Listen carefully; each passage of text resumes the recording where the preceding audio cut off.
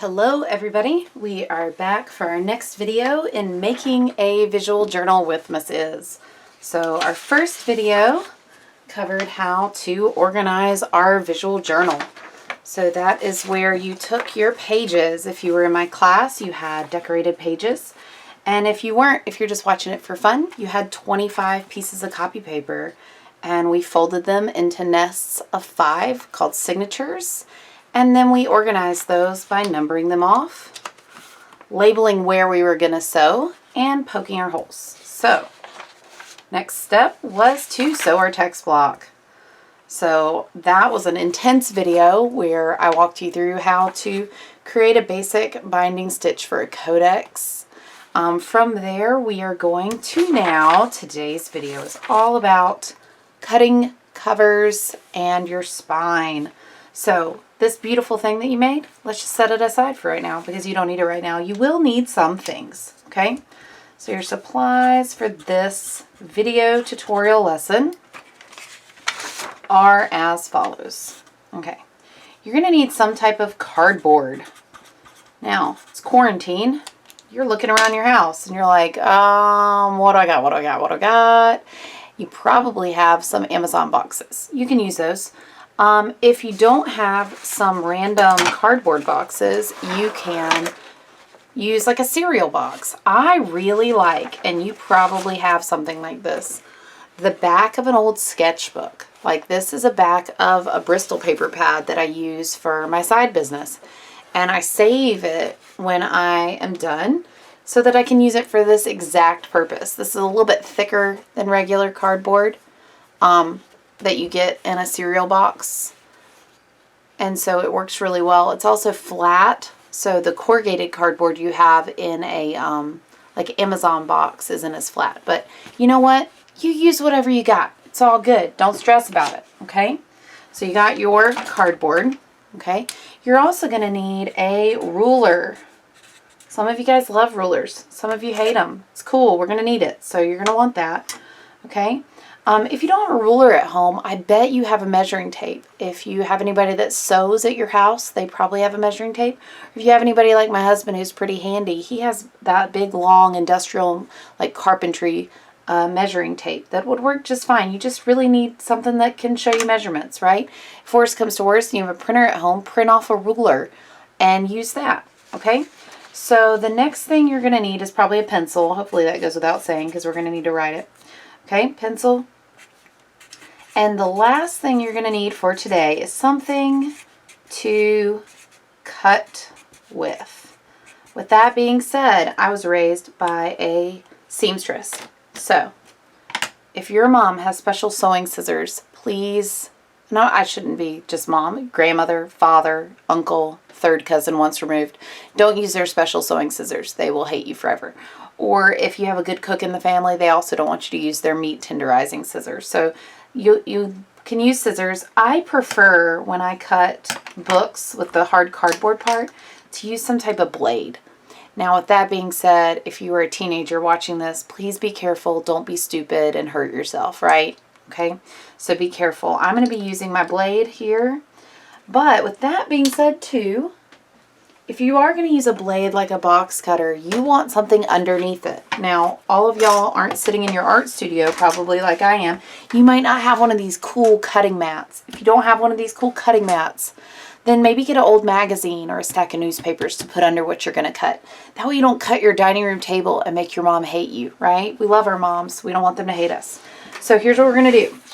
We're going to cut our covers. So we need to measure first. Let me reorganize myself and grab that pencil I told you needed because I need it too. So our book, our pages, our text block are 8.5 by 11 pieces of copy paper that are folded in half. So we want our covers to be a little bit bigger than that, okay? So we're going to measure our covers because when you fold 11 inches, so here's 11 inches, whoop, there we go. When you fold this in half, 11 divided by 2 is 5.5. So we have 5.5 inches here. So we're going to cover it with 6 inches. We're going to make our board 6 inches wide. Okay? Gives us a little bit of wiggle room. Okay? You could do it narrower, but I find that kids struggle with that. 6 is an easy number to remember. Okay? Copy paper this way is 8.5. Okay, so it's 8.5 inches. So what we're going to do is we're going to go up a ½ inch, just like we did from 5.5. We bumped it up a ½ inch and we made it 6. We're going to do that this way too. We take 8.5, we bump it up to 9. So we're doing 6 inches by 9 inches. Our book is going to need a cover and a back cover, so a front and a back cover. We're going to need a little piece for the spine, just to protect the sewing that we did. So my dad built a lot of stuff, and he always taught me when I was little to measure twice, cut once. If you have somebody who's handy in your house, you have probably heard that saying. So what I want you to do, take your piece of cardboard.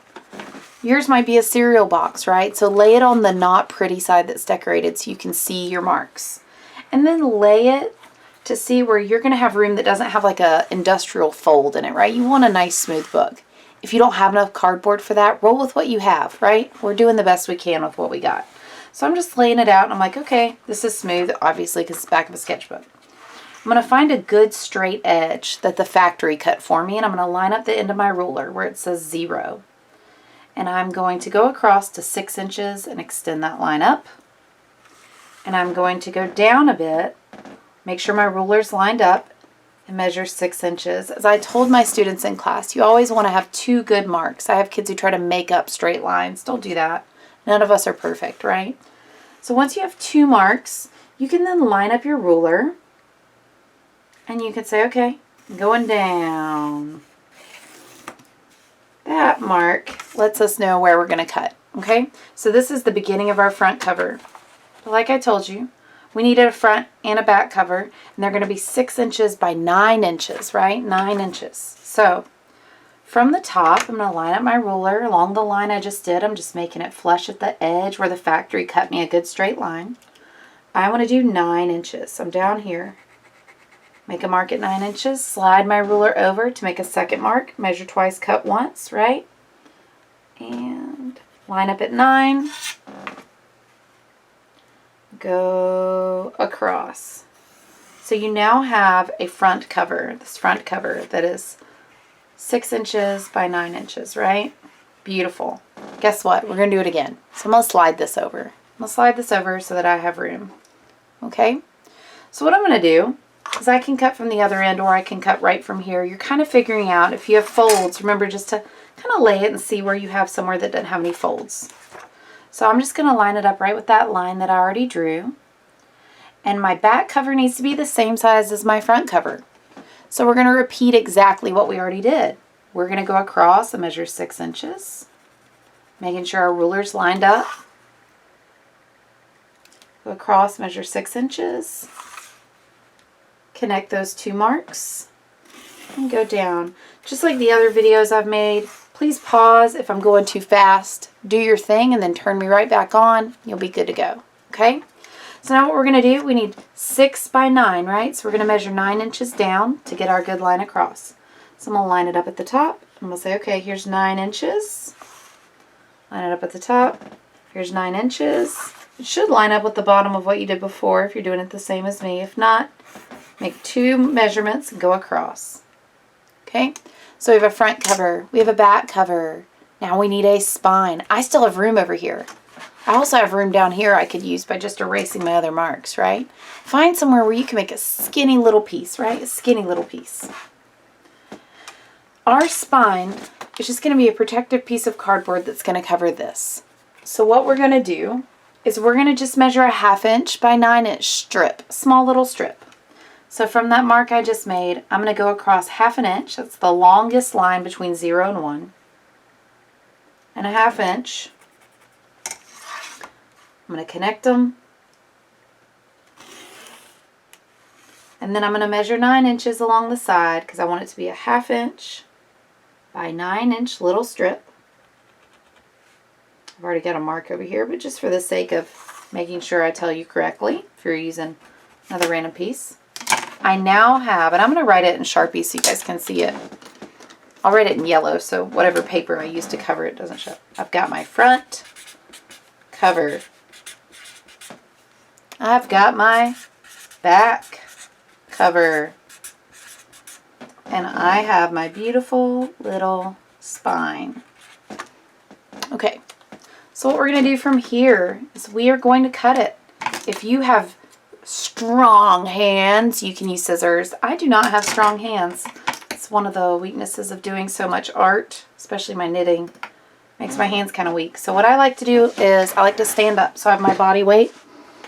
And I like to cut by using my body weight. Please remember, never have your thumb in the path of the blade. The biggest mistake kids make with a box cutter or X-Acto knife is they try to use the point of the blade and hold it straight up and down. You want to use the length of that blade. So I usually hold it like a paintbrush and use my finger as pressure. I'm going to very carefully make sure you have something underneath. Try to cut as straight as I can with my thumb safely beside my left hand so that I'm not cutting towards my thumb. Remember, you are not a machine. This is not going to be perfect. So do the best you can. It might not cut all the way through the first time. So as you can see, oop, my blade is getting loose on me. There we go. As you can see, I'm going back and I'm doing it again. Because that's what it takes sometimes. Putting a lot of pressure on there. Don't cut your parents' dining room table. Remember to put something underneath it.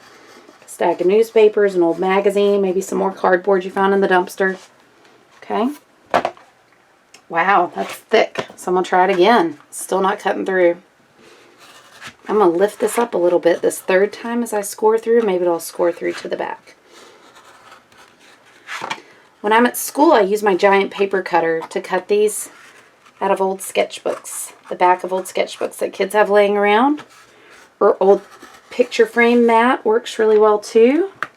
It's really whatever we have. Sometimes I just use corrugated cardboard from the Girl Scout cookie boxes my daughter sells. Those work really well. Okay, so I cut that in half. I'm going to go ahead and cut my spine, but what you're going to notice when I cut my spine, I'm going to cut this edge first and then that one.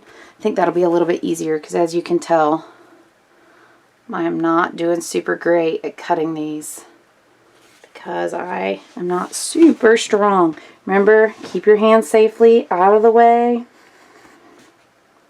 I feel like I need Hercules to cut through this tag board. Oop, I think my hat, sorry guys. I'm not a YouTube expert, so I think my hat got in the way. Y'all can deal, right? You've seen other do-it-yourself YouTube videos. Okay. Cutting through, lifting it up a little bit to make sure I got it all. And perfect. So now this one, and then I'm going to go across. Whew! I think I'm not breathing while I do this. Make sure you breathe while you do it. I think it's making me nervous. Hopefully you're not as nervous as I am. Okay, here we go. I probably need a sharper blade, but it is what it is, what it is. Make sure you're not going to cut your thumb off. You don't want to go to the hospital, especially not right now where you could catch more than a hurt thumb.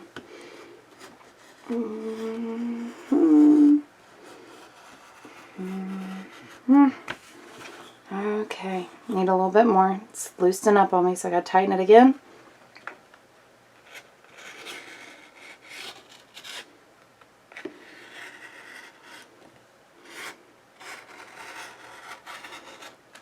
Make sure I'm cutting it and almost all the way through. Here we go. Whew! Got it. Okay. So most of my pieces are cut. Cover, cover, and spine. Try not to bend them too much. So what I'm going to do now is try to cut these apart. This is the tricky part. I like to cut a little bit past where I need to be. If you saw that with the spine, I did that on purpose each time just to try to get it a good score right there. There we go. I'm going to set that safely to the side. My spine piece is here. It is 1/2 inch by 9 inches, right? Okay, set that aside. Here, I'm going to cut my back cover. Here we go. Go past a little bit. Cut again. Hopefully you have a sharper blade than what I'm using. Here we go. Hey, back cover. Your back cover, just to double check, is 6 inches by 9 inches. Front cover, here we come.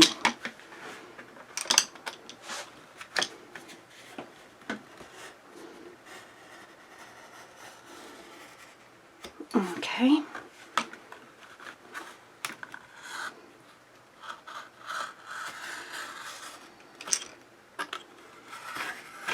Okay, front cover on it. So now you probably have some scraps. Don't throw these away. We're going to use this for the next step where we spread some glue.